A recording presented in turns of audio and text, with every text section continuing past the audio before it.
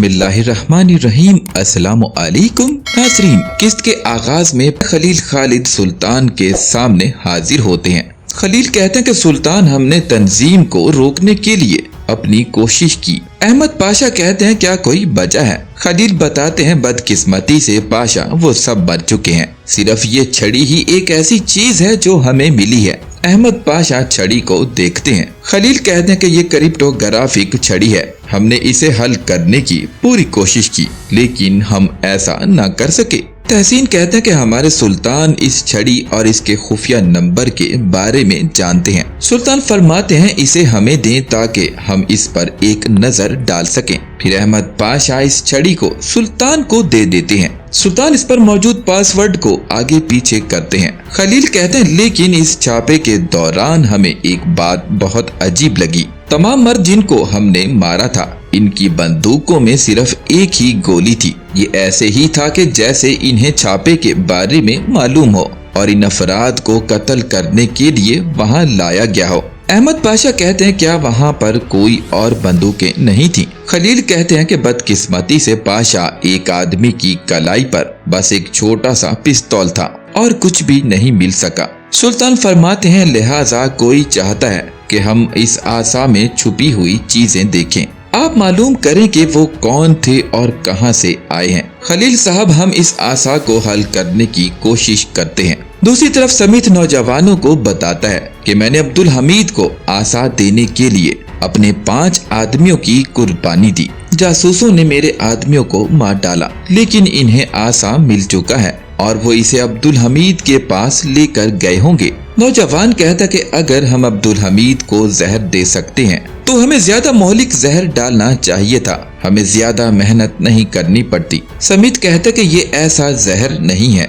मगर वो आसा अब्दुल हमीद के हाथ को नुकसान पहुंचाएगा, इससे इसके हाथ पर एलर्जी हो जाएगी। तब अब्दुल हमीद हमारी बंदूक की गोली के करीब तर होगा, बस एक गोली इसके सर पर लगेगी, इसके दिमाग की जिसकी हर कोई तारीफ करता है खत्म हो जाएगा। वो समझ ही नहीं पाएगा कि हुआ क्या है, वो बस नीचे गिरेगा। जब इन्हें अब्दुल हमीद की हलाकत की इतला मिलेगी और शहजादों को जिनकी हिफाजत के लिए इन्हें सिरागंज महल में रखा गया है और आप इन तमाम उस्मानी खानदान को मार डालेंगे, लेकिन मैं चाहता हूं कि आप कुछ और करें। शहजादे अब्दुल कादिर को मत छूना, इसे कत्ल न करना, वो मेरा दोस्त है। नौजवान कहता कि जबकि हमारे पास मौका मौजूद है तो हम किसी एक भी फर्द को उस्मानी खून से दोबारा उठाने नहीं दे सकते। मैंने फ्रांस में अपने आदमियों को आगाह किया, दुनिया में उस्मानी खानदान का हर एक फर्द शहजादा मोहम्मद सलीम समेत मरेगा।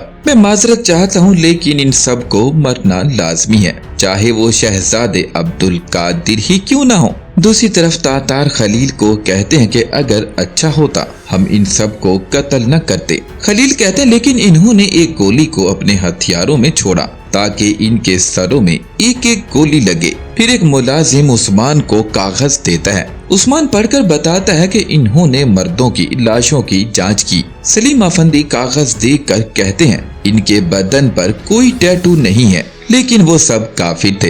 ये मामलात को तब्दील करता है। खलील कहते हैं कि हम उस्मानी हुकूमत में एक गिरोह की तलाश में हैं। बाज़ाहिर ये अफराद गोल्ड स्मिथ के लिए काम करते थे।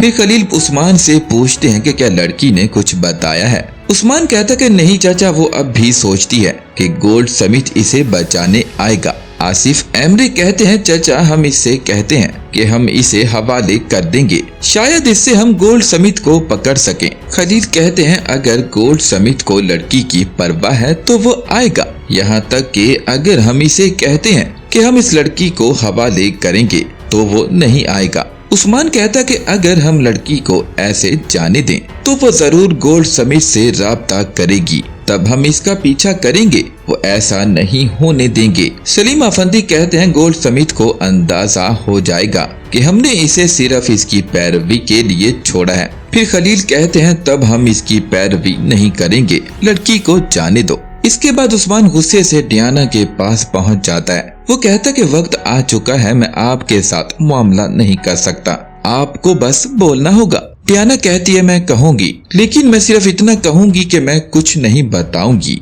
उस्मान कहता है कि ठीक है सिपाहियों, इसे ले जाओ। इसके बाद सिपाही डियाना को बाहर लाते हैं। फिर दो और सिपाही दो बड़े कुत्ते लेकर आते हैं। उस्मान कहता है कि अगर तुम बात नहीं करती हो तो मैं तुम्हें इनके सामने फेंक दूंगा, लेकिन वो आपसे ज्यादा होशियार हैं। अगर मैं सीटी नहीं बजाता हूँ तो वो आपके साथ कुछ नहीं करेंगे। बोले ये आपके पास आखिरी मौका है डियाना। डियाना कहती है कि आप ऐसा नहीं करेंगे। फिर उस्मान डियाना को कुत्तों के आगे धक्का दे देता है। उस्मान कहता कि अगर तुम कुछ नहीं बोलती तो तुम मरोगी, ये तुम्हारे टुकड़े टुकड़े कर देंगे। फिर वहाँ पर खलील खालिद पहुँच जाते हैं। वो कहते हैं कि ये कुछ नहीं बोल रही है, लड़की को जाने दो। फिर खलील नौजवानों को कहते हैं कि इस लड़की को जाने दो। मंजर पलटता है, रूसी सफीर सुल्तान के सामने हाजिर होता है। सफीर कहता है कि जनाब हैकलर दिलचस्प बातें कर रहा है। सुल्तान फरमाते हैं वो क्या कहता है। सफीर कहता है कि वो कभी मुझे कत्ल नहीं करना चाहता था।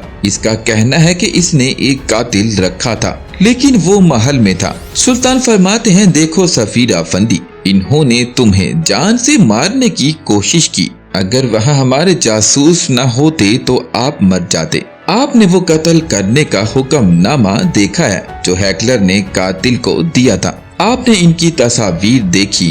रूसी सफीर कहता है कि जी बिल्कुल, मैंने इनकी तस्वीर भी देखी हैं। सुल्तान फरमाते हैं तो क्या आप अब भी जनाब हैकलर पर यकीन रखते हैं या फिर मुझ पर? आप हैकलर को अदालत लेकर जाएंगे, हम अपने शवाहिद वहाँ पेश करेंगे। तहसीन पाशा शिकायत कुनिंदा के तौर पर शिरकत करेंगे। दूसरी तरफ खलील खालिद और उस्मान वापिस आते हैं। सलीम अफंदी कहते हैं कि लड़की का क्या हुआ? खलील कहते हैं कि लड़की को कुछ भी समझ नहीं आया। हमारा तो ये मंसूबा है, कुत्ते लड़की की खुशबू को याद रखेंगे और हम कुछ देर इंतजार करेंगे। गोल्ड स्मिथ इसको अपने मंसूबे में शामिल करेगा। आप सिफारत खाने का मुशाहिदा करेंगे। उसके वहाँ से चले जाने के बाद आप इसका ताक़ुब नहीं करेंगे, आप सिर्फ हमें मुतला करेंगे। कुछ देर बाद हम कुत्तों को आजाद कर देंगे, वो इसे ढूंढ लेंगे। मंजर पलटता है, सबाहुद्दीन, फरीदा, कारासू और महमूद पाशा बंदरगाह पर मौजूद होते हैं। सबाहुद्दीन महमूद पाशा को कहता है कि मैं इस पर यकीन नहीं कर सकता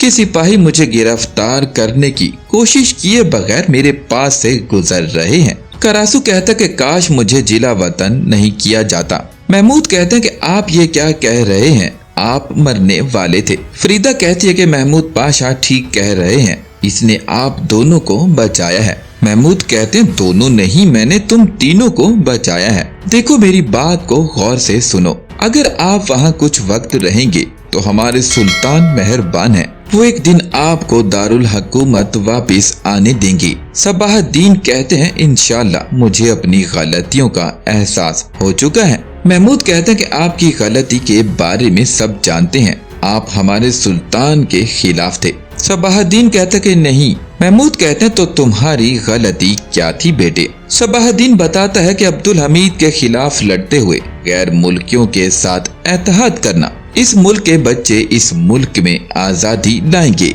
आजादी इस रियासत के बच्चों के कांधों से उठेगी और हर जगह आग बुझाएगी। महमूद पाशा कहते हैं क्या तुम्हारी तबीयत ठीक तो है ना बेटे? आपने कहा कि आपको अफसोस है, क्या तुमने अपने वालिद को बेवकूफ बनाया है? फिर महमूद पाशा सबाहुद्दीन को गिरेबान से पकड़ लेते हैं और पूछते हैं क्या तुमने मुझे बेवकूफ बनाया, मैं तुम्हें मार डालूंगा। सबाहुद्दीन कहता कि बाबा मैं ऐसा ही रहूंगा, मैं नहीं बदलूंगा। इस रियासत के बच्चे यहाँ आजादी लाएंगे, आजादी दारुल हुकूमत को जला देगी। फिर महमूद पाशा को दिल का दौरा पड़ जाता है और वो बेसुध होकर नीचे गिर जाते हैं। सबाहुद्दीन फिर से बेरहम बनकर सामने खड़ा हो जाता है और उसे अपने वालिद की कोई परवाह नहीं होती। वो कहता कि इनको दिल का दौरा पड़ा है, इनकी मदद करो, आपके पाशा को दिल का दौरा पड़ा है। ये कहते हुए सबाहुद्दीन बहरी जहाज की जानिब बढ़ जाता है। दूसरी तरफ सुल्तान हजरत बढ़ाई वाले कमरे में मौजूद होते हैं,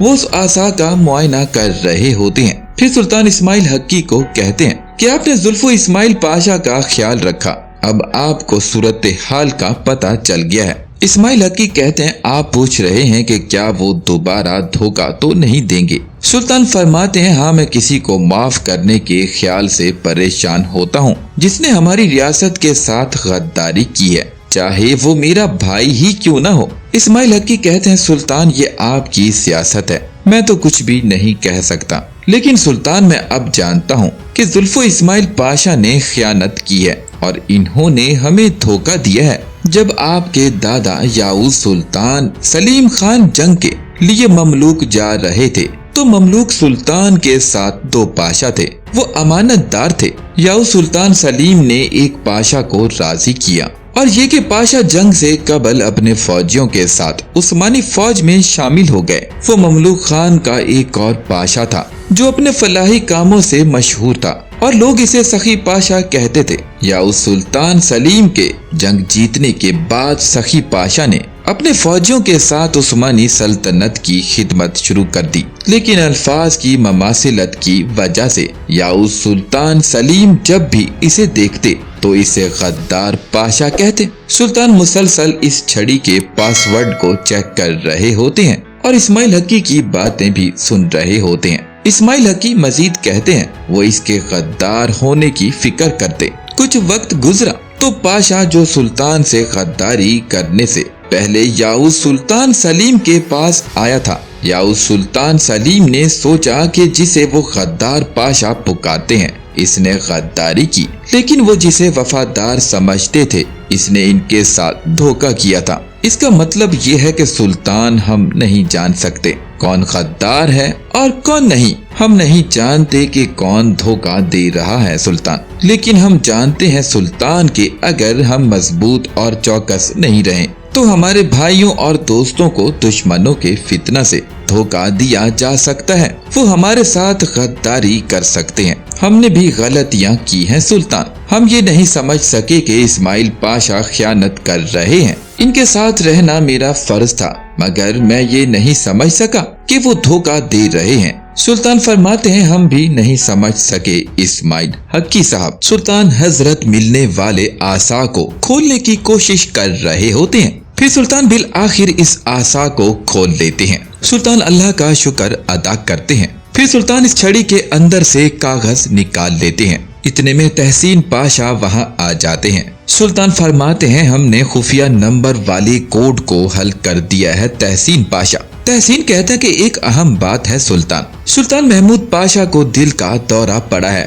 حکم آپ کا ہے، مرضی بھی آپ کی ہے اور مہر بھی آپ کی ہے سلطان۔ اس کے بعد سلطان حضرت واپس اپنے دربار میں پہنچ جاتے ہیں، پھر وہاں پر احمد جلال الدین تحسین پاشا کے ساتھ پہنچ جاتے ہیں۔ سلطان فرماتے ہیں محمود پاشا کیسے ہیں؟ احمد کہتے ہیں کہ ابھی ہم کچھ نہیں کہہ سکتے ہیں، ڈاکٹر اس کے ساتھ ہیں۔ پھر تحسین بتاتے ہیں کہ لیکن ڈاکٹروں کا کہنا ہے کہ ان کا دل ٹھیک سے نہیں دھڑک رہا ہے۔ احمد کہتے ہیں کہ سلطان ہم نے اس دستاویز کی تحقیق کی جو چھڑی سے نکلی تھی، جو تحریریں چھڑی سے نکلی ہیں وہ عام تحریروں سے پیچیدہ ہیں، اسے سمجھنا تقریباً ناممکن ہے۔ سلطان فرماتے ہیں یہ کس طرح کا جال ہے، یہ کیسا کھیل ہے؟ تحسین کہتے ہیں کہ سلطان ہیکلر کا فیصلہ کیا جائے گا۔ سلطان فرماتے ہیں تحسین پاشا آپ اپنے پاس موجود شواہد لے کر عدالت جائیں گے، آپ بتائیں گے کہ ہیکلر تمام ممالک کے لیے کتنا خطرناک ہے اور جب تک اسے سزا نہیں سنا دی جاتی آپ وہاں سے نہیں نکلیں گے۔ اس کے بعد سلطان کو اپنے الٹے ہاتھ میں کچھ پریشانی محسوس ہوتی ہے۔ منظر پلٹتا ہے، ہیکلر عدالت میں پہنچ چکا ہوتا ہے۔ ہیکلر بس اتنا کہتا ہے کہ بس مجھے اور کچھ نہیں کہنا۔ جج کہتا ہے کہ ہم نے مسٹر ہیکلر کی بات سنی ہے، اب عثمانیوں کی جانب سے تحسین پاشا شکایت کنندہ کی حیثیت سے پیش ہوں۔ پھر تحسین پاشا کٹہرے میں پہنچ جاتے ہیں۔ وہ کہتے ہیں کہ میں ایک عظیم عثمانی پاشا اور ایک ایسے شخص کی حیثیت سے بولوں گا جو میں جانتا ہوں کہ یہاں پر ایمانداری کتنی اہم ہے۔ ہمیں اس بدکار شخص کو دیکھ کر یہاں بہت خوشی ہوئی جو تمام اقوام کے لیے خطرہ ہے، جس نے معاشرے کا امن تباہ کر دیا، جس نے فساد پھیلایا اور سارے برے کام کیے۔ اس گھٹیا انسان نے قتل کرنے کا منصوبہ بنایا جسے ہماری حکومت نے ناکام بنا دیا۔ ایک مدعی کرسی پر ہمارے سامنے بیٹھا ہے، یہ نہ صرف عظیم عثمانی بلکہ روس کی ریاست اور یہاں تک کہ انگلینڈ کے لیے بھی ایک قیمتی لمحہ ہے۔ یہ گھٹیا سابق سفیر پوری دنیا کے لیے ایک المیہ ہے، اس جیسا آدمی دنیا میں شاید ہی کوئی اور ہو۔ وہ ہر اس خوفناک واقعے کے پیچھے ہے جو اس کے دارالحکومت میں آنے کے بعد ہوئے۔ इस शख्स ने रूसी सफीर को मारने का हुक्म दिया था। ये कत्ल का हुक्म नामा है जिसके नीचे इसके दस्तखत भी मौजूद हैं और तमाम दस्तावेजात ये साबित करते हैं कि वो कातिल से राब्ते में था। फिर तहसीन वो दस्तावेजात जज को दे देते हैं। हैकलर खड़े होकर कहता है, मैं तमाम मुकद्दस चीजों की कसम खाता हूँ, मैंने अपने मर्दों को रूसी सफीर को मारने का हुक्म नहीं दिया था। तहसीन कहते हैं, तो आप इस आदमी के साथ अपने ताल्लुकात को कबूल करते हैं ना? हैकलर कहता है कि मैंने फेलिक्स नामी शख्स से राब्ता किया, लेकिन वो फेलिक्स नहीं था, मेरा मतलब है कि वो दूसरा शख्स था। जज कहता है कि इसमें आपकी और कातिल की तस्वीर भी मौजूद हैं। हैकलर कहता है कि इन्होंने इन्हें किस तरह से लिया होगा। जज कहता है, और यहाँ रूसी सफीर को कत्ल करने का हुक्म नामा भी मौजूद है। तहसीन कहता है कि मोहतरम जज, मेरी बातें अभी खत्म नहीं हुई। जज कहता है कि हैकलर तुम बैठ जाओ। तहसीन बताते हैं, और ये दस्तावेजात ऑस्ट्रिया में इस शख्स के दारुल हुकूमत आने से कबल होने वाले जराइम के बारे में भी बताती है। इस बात को साबित करने के लिए तहसीन पाशा एक और दस्तावेज जज को पेश करते हैं। इस दस्तावेज की एक कॉपी हैकलर को भी दे दी जाती है। हैकलर इसे देखकर चौंक जाता है। मंजर पलटता है, पाया तख्त में रात का मंजर दिखाया जाता है। सुल्तान हजरत अपने उल्टे हाथ को बार बार देख रहे होते हैं और उन्हें अपने हाथ पर कुछ महसूस होता है। फिर वहाँ पर तहसीन पाशा आ जाते हैं। वो कहते हैं, सुल्तान हजरत मुबारक हो, इसे सजा सुना दी गई है। सुल्तान फरमाते हैं, कौन सी सजा? तहसीन बताते हैं, सुल्तान मुअज्जम जनाब हैकलर मुजरिम करार पाए हैं और इसे रूस में उम्र कैद की सजा सुनाई गई है। सुल्तान हजरत अपनी छड़ी को जोर से जमीन पर मारते हैं और फरमाते हैं, ला गालिब इल्लल्लाह। एक और गद्दार शिकस्त खुर्दा हुआ। तहसीन कहते हैं कि अल्हम्दुलिल्लाह, सुल्तान हैकलर कुछ चाहता था। इसने हमें बताया कि वो एक हफ्ता दारुल हुकूमत में रहना चाहता है और फिर वो यहाँ से चला जाएगा।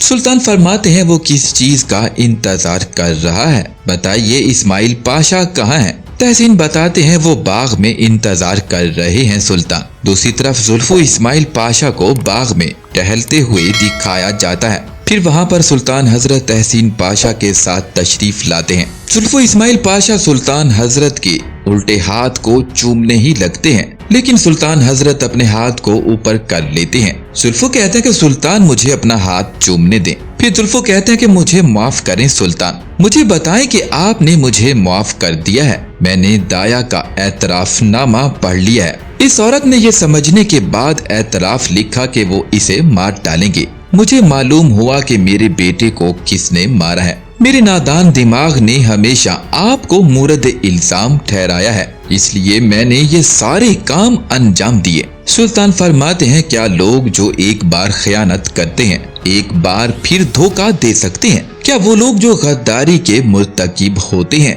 दोबारा खयानत नहीं करते? जुल्फो कहते हैं, सुल्तान मुझे हुक्म दें, मैं इस बाजू को काट दूंगा जो गद्दारी के मुर्तकिब हुई है। मैं ओहदों या वापस बहाली के लिए माफी नहीं चाहता हूँ। इनको हुक्म दें कि वो मुझे डाल दें और वहाँ मरने दें, लेकिन सुल्तान हजरत मुझे माफ कर दें। मुझे उस्मानी सुल्तान की हैसियत से नहीं बल्कि अपने भाई की तरह माफ कर दें। सुल्तान फरमाते हैं, किसी ने बायजीद बस्तामी हजरत के सर को लाठी से मारा। छड़ी 2 टुकड़ों में टूट गई। बायजीद बस्तामी हजरत ने इन्हें शहर भेजा और एक नई लाठी भी। उन्होंने इससे पूछा कि ये क्यों है? उन्होंने कहा कि ये छड़ी मेरी वजह से टूट गई थी, आपने भी हमारे सर को लाठी से मारा है। हम बायजीद बस्तामी हजरत को अपने आका उस्ताद की हैसियत से देखते हैं। आपको आपके पाशा का ओहदा वापस दिया जाएगा। आप अपनी ड्यूटी पर वापस जा सकते हैं जुल्फो, लेकिन आप मुझसे वादा करेंगे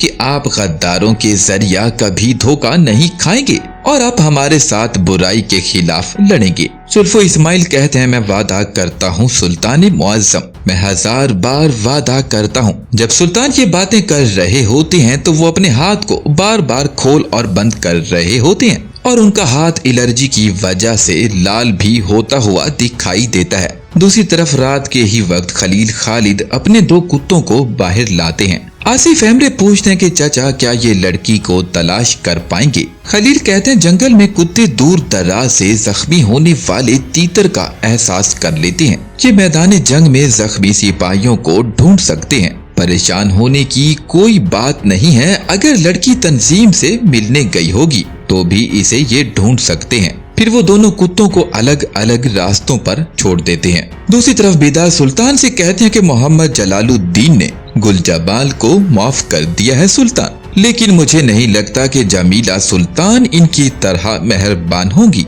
सुल्तान फरमाते हैं मेरी बहन वक्त के साथ इसे माफ कर देंगी। वो गद्दारी के भारीपन से छुटकारा पाएगी और बख्शिश की पाकीज़गी का मजा चखेगी। सुल्तान यहाँ भी अपने हाथ को देखते हैं जो कि मुसलसल खराब हो रहा होता है। बेदार कहते हैं कि ज़किया सुल्तान ने अली नूरुद्दीन से मिलना कबूल कर लिया है। इंशाअल्लाह वो भी दोबारा इकट्ठे हो जाएंगे। सुल्तान जब लोग अपने अजीज से बहुत प्यार करते हैं तो वो चाहते हैं कि आसपास हर फर्द अपने प्यारों के साथ खुश हो। फिर वहाँ पर तहसीन पाशा आ जाते हैं। वो बताते हैं सुल्तान मुअज्जम हमें महमूद पाशा के बारे में खबर मिली है, उनकी तबीयत बेहतर हो रही है। सुल्तान फरमाते हैं अल्लाह का शुक्र है। लेकिन सुल्तान जब ये बातें कर रहे होते हैं तो वो मुसलसल अपने हाथ को हिला रहे होते हैं और उनकी तवज्जो अपने हाथ पर होती है। बेदार सुल्तान के हाथ को देखकर पूछते हैं कि आपके हाथ को क्या हुआ। सुल्तान उसी लम्हे हाथ को खींच लेते हैं